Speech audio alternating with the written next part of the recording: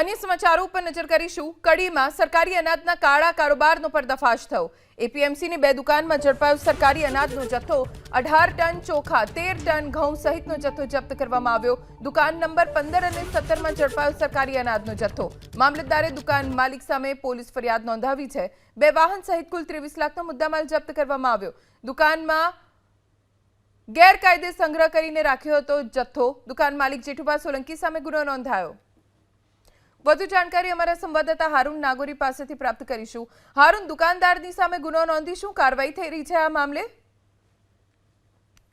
એપીએમસીની બે દુકાનોની અંદરથી સરકારી અનાજનો જથ્થો ઝડપાયો છે। ફરી એકવાર કડીમાંથી સરકારી અનાજનો જથ્થો ઝડપાતા સ્થાનિક મામલતદાર અને પોલીસે કાર્યવાહી કરી છે। કડીમાં આવેલી 15 અને 17 નંબરની દુકાન અંદર સરકારી અનાજનો જથ્થો ઝડપાયો છે, જેમાં 18,460 કિલો રાહતના ચોખા તેમજ 13,375 કિલો ઘઉંનો જથ્થો છૂટક તેમજ ચોખાનો 1414 કિલો મળી કુલ લગભગ 23 લાખ કરતા વધુનો જે સરકારી અનાજનો જથ્થો ઝડપાયો છે। આ સમગ્ર મામલે કડી પોલીસ સ્ટેશનમાં જે સોલંકી જેઠુભા દિલીપસિંહ નામના જે દુકાનદાર છે તેની સામે ગુનો નોંધીને વધુ તપાસ હાથ ધરવામાં આવી છે।